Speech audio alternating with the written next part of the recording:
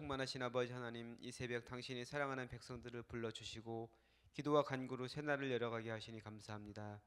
믿음으로 살아가는 것이 때로는 힘들고 어렵지만 상 주시는 주님을 바라보며 승리하게 하여 주옵소서. 주님과 동행하며 살아갈 때 믿음의 역사와 사랑의 수고, 소망의 인내가 있게 하시고 성령의 열매가 우리 삶 가운데 맺혀지게 하여 주옵소서. 오늘도 말씀으로 우리를 깨우쳐 주시고 그 말씀이 하루를 살아가는 귀한 양식이 되게 하여 주옵소서. 감사드리며 사랑 많으신 예수님의 이름으로 기도합나이다. 아멘. 오늘 우리에게 주신 하나님 말씀은 창세기 10장 21절로 32절 말씀입니다.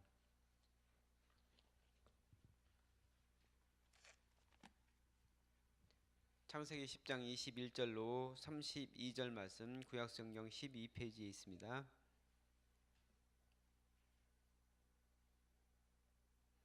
다 같이 한 목소리로 봉독하겠습니다.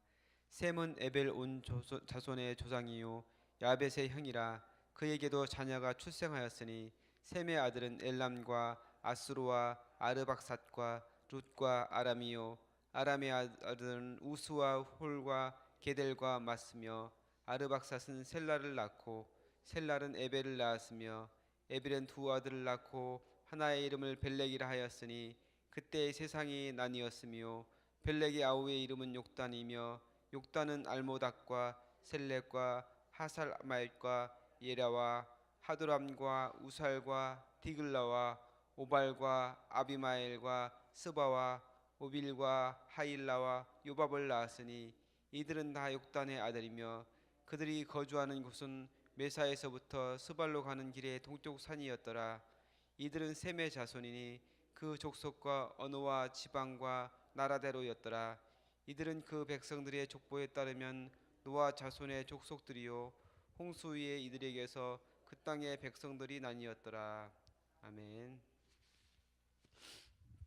네, 우리가 창세기 10장에서 노아의 자손들, 홍수 이후에 노아의 자손들이 어떻게 퍼져나갔고 그들이 민족을 이루었는지 같이 살펴보고 있습니다. 그래서 셈과 함과 야벳의 자손들에 대해서 창세기 10장에서는 소개하고 있는데 셈과 함과 야벳 순서로 소개하는 것이 아니고 의도적으로 거꾸로 소개를 하고 있습니다. 야벳부터 소개를 하고 그 다음에 함 그리고 이제 제일 중요한 셈을 또 집중적으로 소개를 하고 있죠. 그래서 중요한 것을 나중에 소개하는 그런 순서로 창세기 10장에서는 소개를 하고 있습니다. 전체적으로 그런 식으로 이제 배치를 했습니다. 그래서 중요한 것이 의도적으로 뒤쪽으로 갈 수 있도록 이렇게 얘기를 했습니다. 그래서 4절까지는 그 야벳의 후손을 소개하고 그 다음에 20절까지는 함의 후손을 소개하고 있습니다. 그리고 21절부터 오늘 32절까지 읽었는데 거기에는 셈의 후손에 대해서 얘기를 하고 있습니다. 4절까지는 야벳의 후손, 주로 이제 유라시아 지역에 속한 그 족속들에 대해서 간략하게 설명을 하고 있고, 그리고 20절까지는 비교적 길게 그리고 또 구체적으로 함의 자손을 소개하고 있습니다. 함의 후손들은 애국과 남 메소포타미아 지역을 중심으로 분포된 그런 종족들입니다. 여기서 이제 우리가 기억할 것은 영걸 니모롯이라는 사람인데 그 사람이 이제 함의 자손으로 최초로 제국을 건설한 사람이었죠. 그래서 힘과 세력을 바탕으로 사람들을 지배한 강력한 왕국의 제왕이었다. 이것을 알 수가 있습니다. 오늘 우리가 21절부터 같이 읽었는데 셈의 자손을 소개하고 있습니다. 근데 이제 셈의 자손을 소개하면서 에벨 온 자손의 조상이다 이렇게 얘기를 하고 있습니다. 그러니까 셈을 소개하면서 셈을 어떤 사람으로 소개하느냐? 에벨이라는 사람, 그 사람이 조상, 에벨과 그의 온 사람들의 그 조상이 되었다 이렇게 얘기하고 있습니다. 그래서 에벨이라는 사람이 굉장히 중요한 사람이다 이렇게 볼 수가 있습니다. 그러니까 셈을 소개할 때 에벨이라는 사람의 조상으로 보기 때문에 그래서 여기서 에벨은 어떤 사람이냐?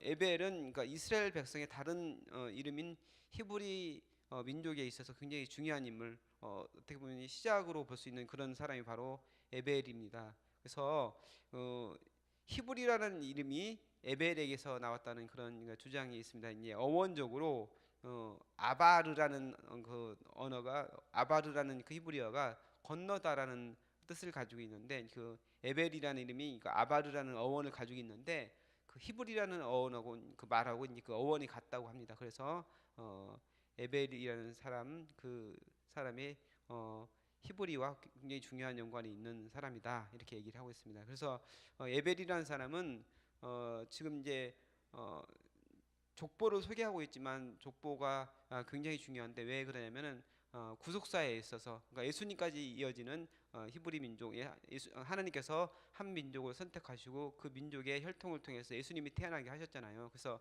구속사가 중요한데 그 구속사에서 굉장히 중요한 인물로 이제 에벨을 뽑고 있는데 그 에벨이라는 사람을 선택한 이유가 있겠다는 거죠. 그래서 에벨이라는 사람은 그 시절에 다른 사람들이 하나님 뜻대로 살지 않고 점점 하나님으로부터 멀어지고 있는데 하나님을 잘 섬기고 겸손하게 주님을 바라보았던 사람이다. 세상을 바라보지 않고 순전하게 주님을 섬겼던 사람이다. 이렇게 우리가 유추할 수가 있습니다. 그래서 에벨이라는 사람을 통해서 그 후손을 통해서 이스라엘 민족이 나왔고 또한 그 이스라엘 민족 중에서 그 혈통을 통해서 예수 그리스도가 나왔기 때문에 굉장히 중요한 인물이다 볼 수 있습니다.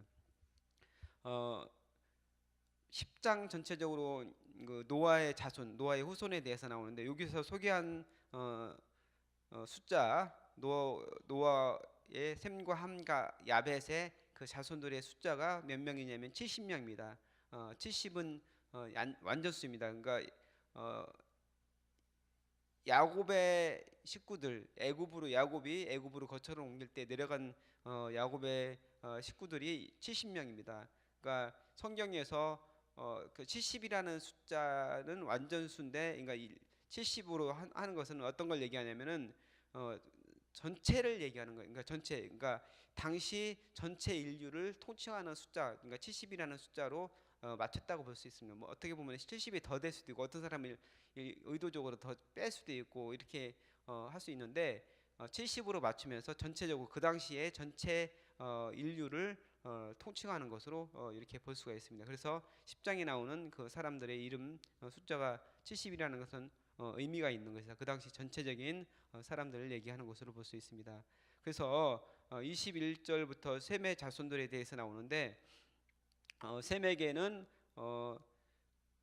5명의 그 아들, 셈의 계보에서 5명의 아들을 소개하고 있습니다. 그래서 엘람, 아수르, 아르박삿, 룻과 아람에 대해서 얘기를 하고 있는데 엘람이라는 사람은 그 메소포타미아의 동쪽, 오늘의 이란의 서부 지역에 위치하고 있답니다. 그래서 수도는 수사라고 하는데 엘람이 이름이면서 이제 지역이 되는 것이죠. 그다음에 그 두 번째 아수르라는 그 아들이 있었는데 그 아수르는 티그리스 강 상부에 위치를 했고 수도가 아수르였습니다. 그래서 나중에 그 아수르가 제국으로 발전을 해서 이 아수르 제국에 의해서 남북 이스라엘이 나뉘었을 때 그 북이스라엘이 멸망을 당하게 되죠. 그래서 그 큰 제국으로 발전하는 나라가 바로 이제 아수르입니다. 그리고 아르박산, 뭐 일반적으로는 그 바벨론을 지칭한다고 여겨지는데 이제 확실하지 않다고 그래요. 그리고 이제 아르박사이 바로 이제 에벨과 아브라함의 이제 직계 조상이 되는 거죠. 그리고 루시라는 사람이 나오는데 이것은 그 이름의 뜻이 이제 확인이 되지는 않고 있는데 아마 이제 소아시아 지역에 정착한 리디아족의 조상일 것이다 이렇게 학자들은 보고 있습니다. 그리고 아람이라는 사람이 나오는데 이스라엘 북쪽 지역에 거주했고 이제 중심 그 아람이라는 그 나라의 중심 도시는 다마스커스입니다. 오늘날 시리아의 수도고 사도 바울이 예수님을 만난 곳 바로 다메섹이라고 우리가 성경에서 얘기하는 거기가 바로 이제 다마스커스죠. 그래서 아람이라는 그런 나라에서 이제 중심 도시가 다마스커스다. 이제 아람이라는 사람이 이제 그 후손들이 아람이라는 민족이 되는 거죠. 그리고 이제 아람의 네 아들이 나오는데 우스와 홀과 게델과 마스 이 네 명이 나오는데 우스는 에돔과 아라비아 북부 사이의 우스 이제 욥기에서 보면은 그 우스 지역이 나오는데 바로 이제 욥이 살았던 그 지역이 바로 이 지역이다 이렇게 생각할 수 있습니다. 그리고 나머지 세 명의 아들이 나오는데 뭐 이름하고 지명은 확인이 어려운데 아마 이제 아람의 도시일 것이다 이렇게 학자들은 얘기하고 있습니다. 그리고 중요한 것은 이제 그 에벨이라는 사람 제가 아까 또 말씀드렸지만 에벨이라는 사람이 나오는데 어, 에벨이 이제 그러니까 아르박산 그 셈의 5명의 그 아들 중에서 아르박삿이라는 사람의 아들이 셀라고 그 셀라가 에벨을 낳았는데 그 에벨에게서부터 이제 그 후손들이 중요한 그 히브리 민족이 나오는 것이죠. 그래서 에벨의 두 아들이 있는데 하나는 벨렉이고 다른 하나는 욕단이었다 이렇게 얘기를 하고 있습니다. 그래서 벨렉이라는 아들의 이름을 벨렉이라고 지은 이유는 그때 세상이 나뉘었다. 이렇게 얘기를 하고 있습니다. 그 세상이 나뉘었다는 것은 그 바벨탑 사건을 통해서 하나님이 사람들이 하나님을 대적해서 바벨탑을 세워서 하늘까지 탑을 쌓아서 우리가 하늘까지 쌓고 이름을 명성을 날리고 그다음에 우리가 흩어짐을 면하자 이렇게 얘기를 하잖아요. 그래서 하나님에 대해서 대적하는 것을 보고 하나님께서 언어를 흩으셔서 바로 이제 내일 나오는 그 내용인데 이제 그때가 바로 이제 벨렉이라는 사람이 태어난 때가 바로 그때다. 그래서 이름을 벨렉으로 지었다 이렇게 얘기하고 있습니다. 그래서 바벨탑 사건과 연관이 있다 이렇게 보기도 하고 또 다른 해석은 그 셈족의 계보 또는 집단의 두 개의 큰 줄기로 중요한 줄기로 나뉘어진 것을 의미한다 이렇게 얘기하는 그런 학자들도 있습니다. 그래서 그 벨렉의 후손을 통해서 아브라함이 나오고 그다음에 그 아브라함과 이삭과 야곱으로 이어지는 히브리 민족이 생겨나게 되는 것이죠. 근데 이제 에벨에게서 중요한 두 번째 아들이 있는데 욕단이라는 아들입니다. 욕단은 또 다른 그 셈족의 계보를 이어갑니다. 그래서 욕단이라는 사람에서 창세기 10장 31절까지 이제 욕단에 대해서 욕단의 후손에 대해서 나오는데 우리가 이제 욕단이라는 사람은 여기서 나오고 이제 뒤에는 나오진 않는데 이 욕단이라는 사람에 대해서 한번 재미있는 그런 얘기가 있어서 제가 한번 소개를 할게요. 욕단의 후손이 우리 민족의 조상으로 이어졌다 이렇게 얘기하는 그런 설이 있어요. 뭐 중요한 건 아니고 학계에서 정설로 받아들이지도 않고 뭐 그렇지만 그냥 이런 게 있다는 것만 그냥 아세요. 그래서 소설가 이제 김성일 씨가 뭐 홍수 이후라는 그런 작품을 썼고 그다음에 동쪽으로 가다 뭐 이렇게 뭐 여러 가지 관련된 그런 작품들을 많이 썼는데 또 성경으로 여는 세계사라는 그런 책도 썼어요. 그래서 제가 그 책을 보면서 굉장히 재미있게 읽었던 기억이 나는데 이분이 이제 성경을 있는 그대로 보고 성경이 근거가 없는 것이 아니고 지금 역사적으로 다 맞는 얘기다. 우리가 세상에서는 진화론을 가르치고 그렇게 하지만 성경이 하나님이 창조하신 것이고 그것에 맞게 성경이 쓰여진 것이다. 이렇게 생각을 하면서 중요한 하나님의 이제 구속사적인 그런 혈통을 굉장히 중요하게 얘기를 하는데 그 김성일이라는 소설가가 그 욕단이라는 사람이 다윗 그 노아의 홍수 이후에 그 자손들이 흩어질 때 바로 욕단의 후손들이 동쪽으로 이주해서 바로 이제 우리 민족에까지 이제 한반도까지 이르렀다. 그래서 그 후손들이 바로 우리 민족이다 이렇게 얘기를 하고 있습니다.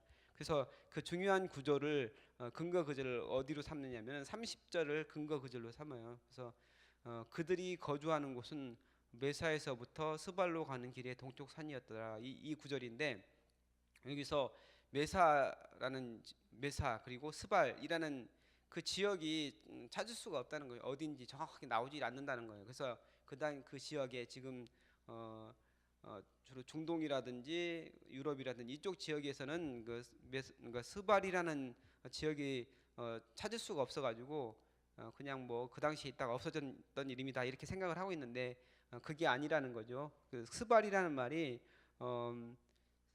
세벌, 그러니까 스발이라는 말이 세벌이라는 말인데 새 벌판, 그러니까 우리말로 따지면 새 벌판이라는 얘기예요. 새 벌판인데 이게 이제 시베리아를 얘기한다.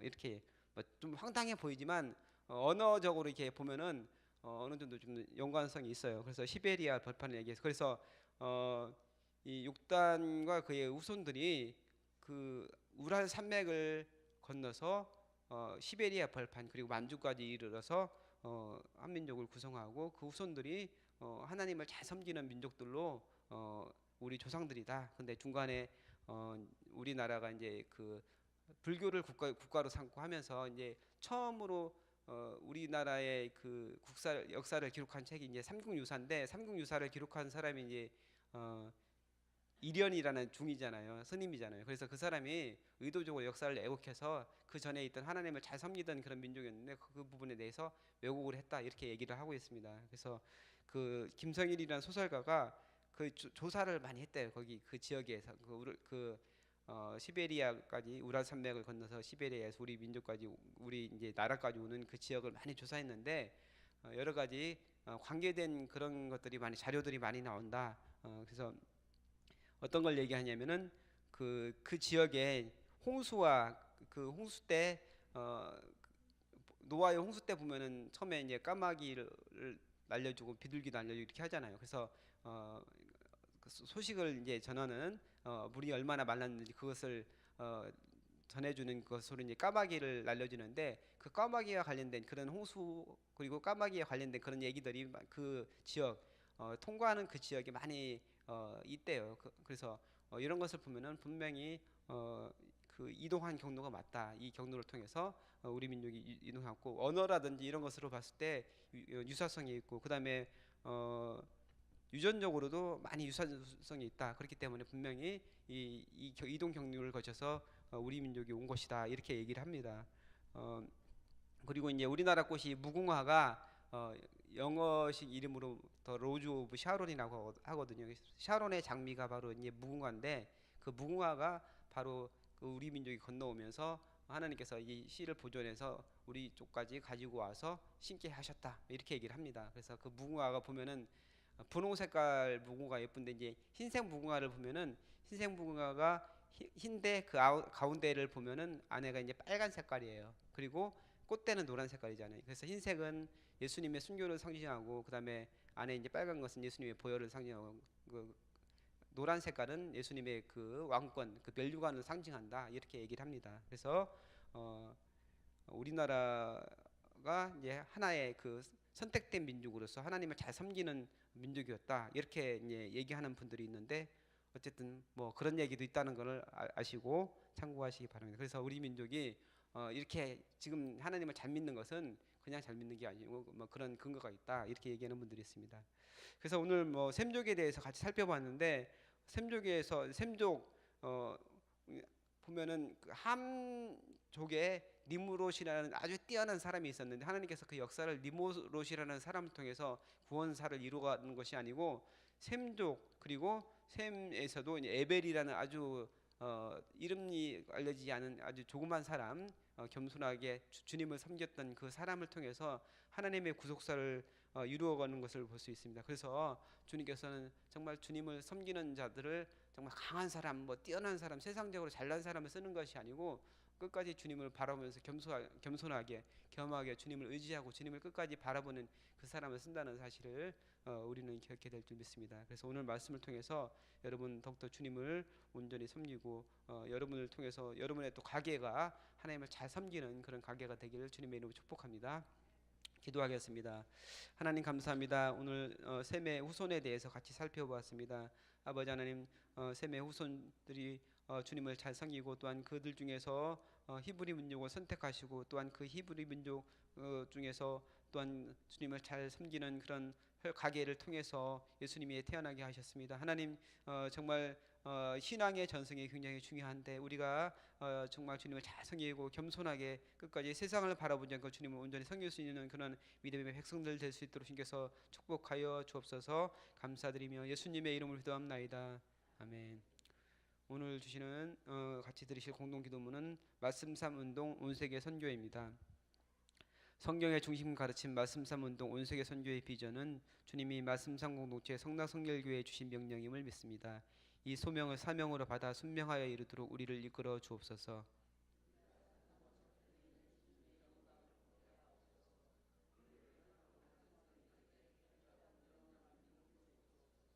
문제를 통찰하는 지혜와 한계를 넘어서는 용기를 주시며 하나님 나라를 위해 헌신하는 사람들을 보내주시어 거룩한 영적 부흥을 함께 누리고 나누게 하옵소서. 아멘. 주기도문 하시겠습니다. 하늘에 계신 우리 아버지, 아버지의 이름을 거룩하게 하시며 아버지의 나라가 오게 하시며 아버지의 뜻이 하늘에서와 같이 땅에서도 이루어지게 하소서. 오늘 우리에게 일용할 양식을 주시고 우리가 우리에게 잘못한 사람을 용서하여 준 것 같이 우리 죄를 용서하여 주시고 우리를 시험에 빠지지 않게 하시고 악에서 구하소서.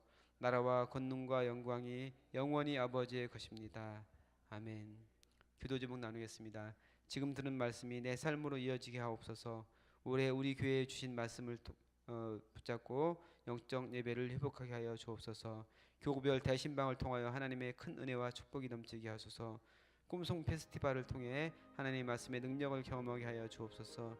시애틀 리누드에 세워진 로고스 라이프 교회 및 미션 센터를 축복하여 주옵소서. 한반도와 주변의 국제 정세 가운데 함께 하시고 완전한 비핵화와 평화 정착이 이루어지게 하여 주옵소서. 기도하시고 또한 여러분 가지고 나온 기도 제목 주님께 아뢰신 후에 자유롭게 돌아가시기 바랍니다.